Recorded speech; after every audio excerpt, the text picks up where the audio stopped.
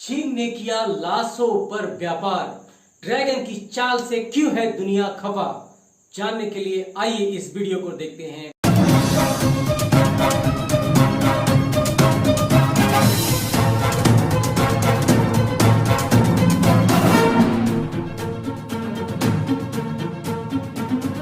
नमस्कार दोस्तों, मैं ओम प्रकाश सिंगरौली गाइड से आप सबका मैं स्वागत करता हूं।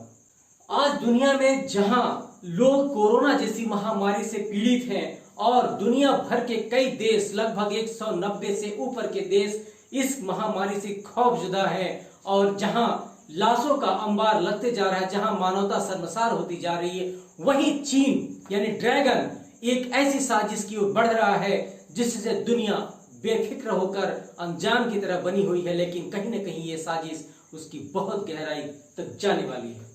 एक तरफ तो जहां हमारे देश में एक गरीब व्यक्ति नारियल बेच करके अपने उस कमाए हुए धन को पुलिस वालों की सहायता में लगाता है, वहीं दूसरी ओर ये जो ड्रैगन है, जो चीन है, इतनी बड़ी साजिश रच रहा है जहां पे मानवता को शर्मसार करके, मानव जीवन को प्रभावित करके अपने व्यापार को बढ़ाने की चेष्टा कर रहा है। आज कोरोना के कारण जहां पूरे विश्व में लगभग 1,75,000 से ज्यादा लोगों ने अपनी जानें गंवा दी, वहीं ड्रैगन के उस क्षेत्र में यानी चीन में मौतों का आंकड़ा बहुत कम रहा और संक्रमितों का आंकड़ा बहुत कम रहा। और इसके बावजूद आज चीन ने अपनी आर्थिक और व्यापारिक गतिविधियां भी बहुत तेजी से बढ़ा दी। जी हाँ साथियों, ऐसा करना कहीं ये चीन की यानी ड्रैगन की क्या इस दुनिया पे आधिपत्य जमाने का कोई साजिश तो नहीं? कहीं कोई ऐसा वायरस फैलाकर इस पूरे दुनिया को आर्थिक रूप से तोड़ने की साजिश तो नहीं?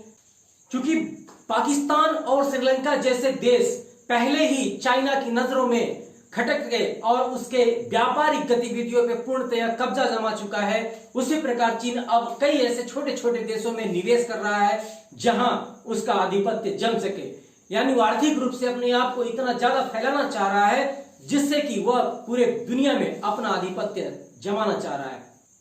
जिस प्रकार पूरी दुनिया पे उसके आधिपत्य की नजर है, आर्थिक गतिविधियों के द्वारा उसकी नजर है, भारत के साथ भी साजिश कर रहा है चीन और अपना बढ़ा रहा है निवेश। जी हाँ, आपको मैं बताना चाहता हूं साथियों कि कुछ दिनों पहले इस महामारी के समय जब उसने प्रमुख बैंक जो पीपल्स बैंक ऑफ चाइना ने जो HDFC के शेयर खरीदे, उससे तो साफ ही पता चलता है कि कहीं ना कहीं वो अपना आर्थिक दृढ़ता और अपना प्रसार करना चाह रहा है। जी हाँ, कुछ समय पहले जो HDFC में उसका जो पीपल बैंक्स ऑफ चाइना का जो निवेश था वो 0.8% था, लेकिन हाल ही में पिछले सप्ताह में उसने अपना निवेश बढ़ाकर इसे 1.01% कर दिया। इससे कहीं ना कहीं जाहिर होता है कि वह कई क्षेत्रों में अपने प्रसार की नीति को आगे बढ़ाना चाह रहा है। ये सब देख करके भारत के प्रधानमंत्री मोदी ने भी एक ऐसी निवेशी चीन की निवेशी हरकतों पर नजर रखने वाली यानी जो बाज की नजर रखी उन्होंने, जिसको लेकर के FDI के नियमों में बड़ा बदलाव लाया, जिसके वजह से आज चीन कहीं ना कहीं तिलमिला उठा है। भारत ने अपने देश की कंपनियों की साख बचाने के लिए, अपने देश की कंपनियों को डूबने के लिए मोदी सरकार ने FDI में ये बड़ा बदलाव इसलिए लाया ताकि कहीं ना कहीं उस ड्रैगन के ऊपर जो आग उगलता हुआ पूरी दुनिया को निगलने की कोशिश कर रहा, उसके ऊपर एक अंकुश लगाया जा सके। कुछ समय पहले अमेरिका के राष्ट्रपति श्री डोनाल्ड ट्रंप ने ट्वीट करके कहा कि कोविड-19 एक चाइनीज वायरस का नाम दे दिया, जिसे चाइना ने तिलमिला उठा और उसने उल्टे ही चाइना के ऊपर उनके जो चाइना के विदेश मंत्रालय के द्वारा प्रवक्ता जो है, उन्होंने एक ट्वीट करके उन्होंने कहा कि चाइना में जो कोविड-19 का प्रसार हुआ वो अमेरिकी सेना के द्वारा फैलाया गया एक वायरस है। जी हाँ, मैं बताना चाहता हूं साथियों कि जो चाइना के प्रमुख जो फंड वेंचर कंपनियां हैं वो भारतीय यूनिकॉर्न में चीन अपनी दिलचस्पी बहुत तेजी से बढ़ा रहा था। क्या है यूनिकॉर्न? यूनिकॉर्न जो भारत में जो बढ़ती हुई तेजी से ग्रोथ करती हुई कंपनियां हैं, जिनका मार्केट कैपिटल $1 अरब से ज्यादा हो रहा है, उनको हम यूनिकॉर्न कहते हैं। चाइना की दिलचस्पी इन्हीं कंपनियों पे है क्योंकि ये बहुत तेजी से ग्रोथ करने वाली कंपनियां हैं। मोदी सरकार के FDI में कड़े नियमों में बदलाव के कारण जो तिलमिलाया चीन है, लेकिन सवाल ये उठता है कि चाइना ने पहले भी अपने मंसूबों को कई कंपनियों के द्वारा वहां इन्वेस्टमेंट से निवेश कर रखा है।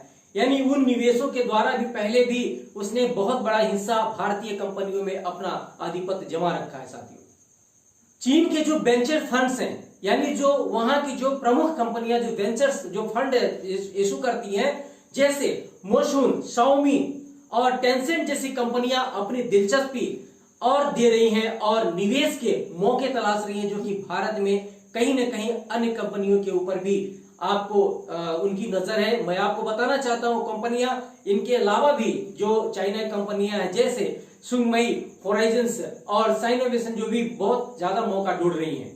जबकि चीन ने कोरोना महामारी के खत्म होने की घोषणा की, अपने क्षेत्र में संक्रमण, नए संक्रमण जो आ रहे हैं उनकी संख्या बहुत कम है, इसके कारण उसने अपने शहरों को खोल रखा है और बहुत तेजी से अपनी आर्थिक गतिविधियों को आगे चला रहा है, बढ़ा रहा है। चाइना के जो प्रमुख इन्वेस्टर्स हैं, जो कई देशों में, जैसे हमारे देश भारत में जो पेमेंट कंपनी है, जो ऑनलाइन पेमेंट कंपनी है, पेटीएम मॉल और पेटीएम जैसी कंपनियों में इन्वेस्टमेंट कर रखा है। जो मोबिलिटी कंपनी है जैसे ओला, उसमें इन्वेस्टमेंट कर रखा है। और जैसे और भी कंपनियां हैं, ई कॉमर्स सेक्टर है, रिन्यूएबल एनर्जी है, फार्मास्यूटिकल कंपनियां हैं, मैन्युफैक्चरिंग कंपनी है, इंफ्रास्ट्रक्चर कंपनी है और कंस्ट्रक्शन कंपनी, इन सब में भी कहीं ना कहीं उसकी एक पैनी नजर है, जहां से वो घुसना चाह रही है और अपना आधिपत्य जमाना चाह रही है। चीन भारत में पैठ तो बनाना चाह रहा है, लेकिन आपको मैं एक बात और बता रहा हूं साथियों कि वो प्रमुख कंपनियों में चीनी कंपनियों ने कितना कितना इन्वेस्टमेंट किया, इसका एक डेटा आपके सामने प्रस्तुत है। देखिए क्या कहते हैं आंकड़े।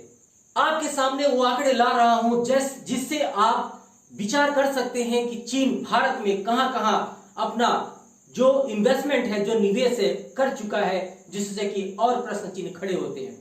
जैसे जो प्रमुख ऑनलाइन कंपनियां हैं, बिग बास्केट, आपको दिखाना चाह रहा हूं, इसमें अलीबाबा ने लगभग 25 करोड़ रुपए, यहां 25 करोड़ डॉलर रुपए इन्वेस्ट कर रखे हैं।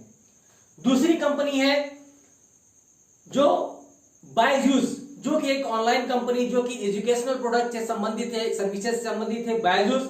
इसमें टेंसेंट होल्डिंग्स ने लगभग 5 करोड़ डॉलर इन्वेस्ट कर रखे हैं। तीसरी कंपनी है डिलीवरी, इसमें टेंसेंट कंपनी ने लगभग 5 करोड़ डॉलर का इन्वेस्टमेंट किया हुआ है। चौथी कंपनी है ड्रीम 11 में जो स्टेट व्यू, जो कैपिटल और टेंसेंट के द्वारा 15 करोड़ डॉलर का, लगभग 15 करोड़ डॉलर का यहां इन्वेस्टमेंट किया गया है।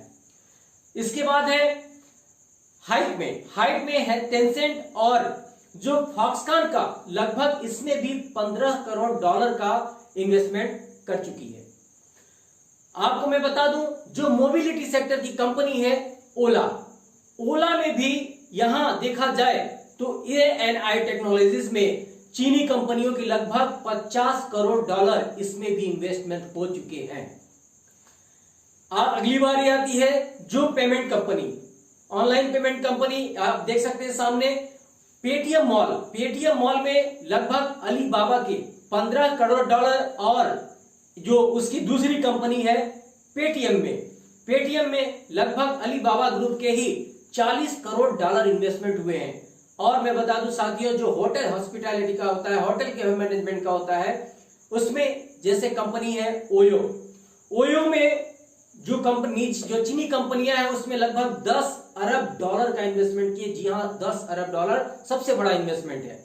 और जो फूड सर्विस की कंपनी है जोमेटो में जो अलीबाबा और सुवेई जो कंपनियां हैं, जो चाइनीज कंपनियां हैं, इनके लगभग 20 करोड़ डॉलर इन्वेस्टमेंट हो चुके हैं।